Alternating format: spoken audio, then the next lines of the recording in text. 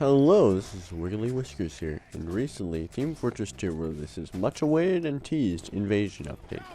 After having time to play around with it, I'd like to give my opinion on the update overall. First, let's start with the monetization. The ticket to get the Invasion coin and be able to find the new cases costs $2 US, which I don't really mind since you're really just getting a coin that's essentially a $2 strange and the ability to find cases.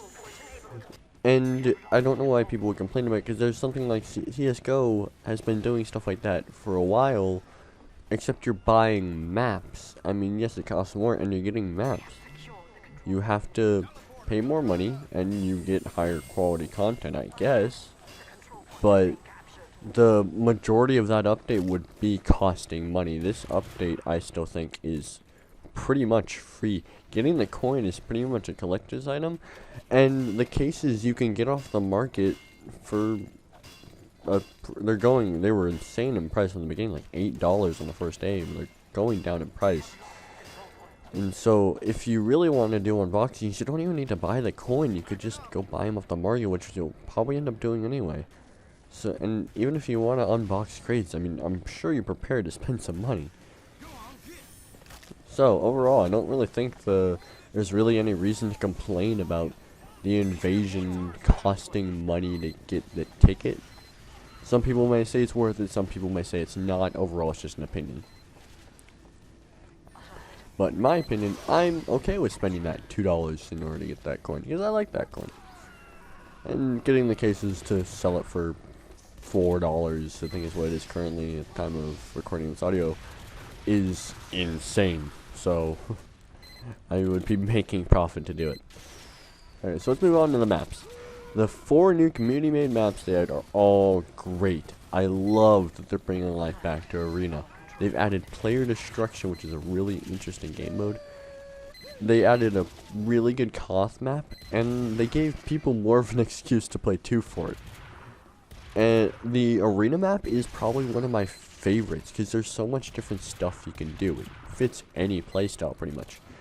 You could either beeline it to their side and be really aggressive, or you can play defensive, capture yours, and sort of fight in the middle around the little barn laser thing, which I think is super fun. And then there's player destruction, which is a really interesting game mode. It's kind of like robot destruction, except for it's more DM and you're killing them, and then you go up in the beam, which is just really fun.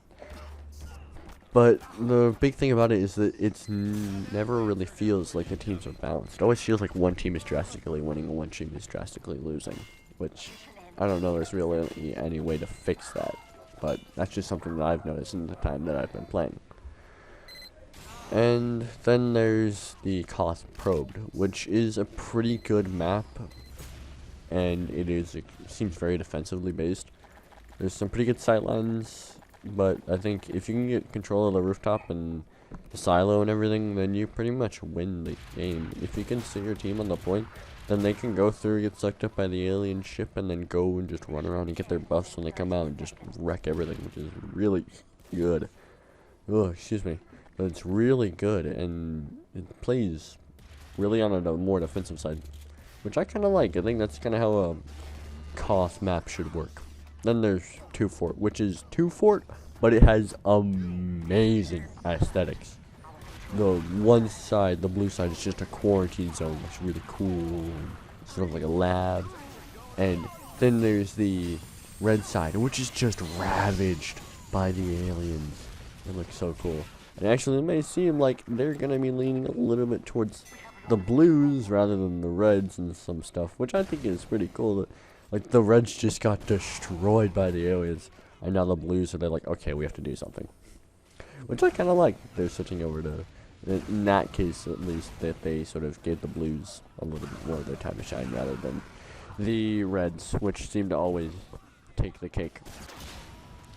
Now we move on to every update has cosmetics.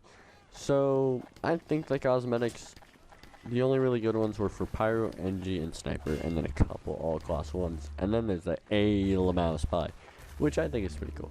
But Pyro, they got that Jupiter space set, which I think is pretty cool. Sniper has that, like, assassin set, which awesome. And then it can be the space dude, life support rocket engineer, which I think is pretty cool. Although I think the reskinned weapons are really what I think are my favorite part about the cosmetic part of this update, is the fact that you can have these weapons that we've been using before, but they look different, they look cooler, they look more awesome, more spacey, which I really like. Like that bat saber. It's a bat. Like, most people use the bat. It's not a bad weapon unless you're like 6 years old and you use the bat, or if you play something like that. But the bat looks really cool, and then there's the pistol, which is the capper, which looks really cool.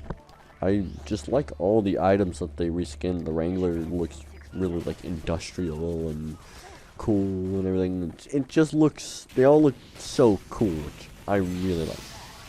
And as the recurring theme in these updates, they've added a new taunt, which is like having a bread jump out of your chest like a xenomorph, which I think is really cool.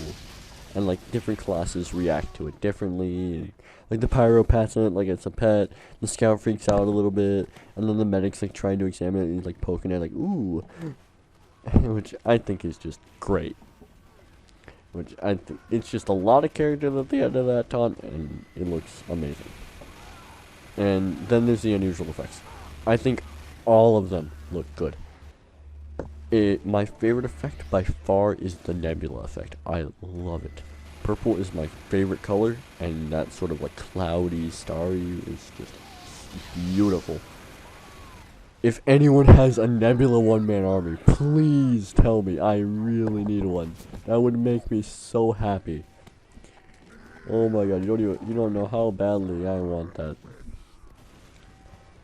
And I really think the cosmetics were an amazing part of this update. The taunt, of some of the other ones, like the ones for Demo Man, Scout, and Heavy, those cosmetics were pretty trash, to be honest.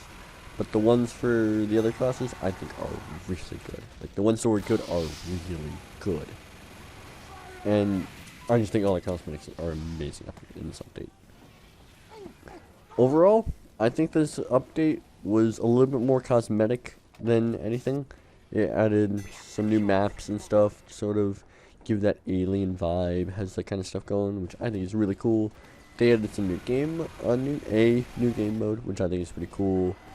Arena is getting a little bit of a comeback. And you can get the coin, which I think is going to be a recurring thing with these new updates. If it has a theme to the update, there's going to be a coin related to it, I bet. And it's really like, I'm okay with them going that way, because it's profitable, and it's not, as long as it's not like a paywall that they're putting in between you and the player, I'm good with that. Overall, well, I already said overall, okay, but I think that there's going to be a lot more updates for this game in the future. I think this game is going to be alive and well.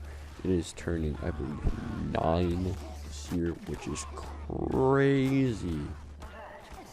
This game has been out for 9 years almost, and it has been just amazing. And it's still getting fairly frequent quality updates, which I really like.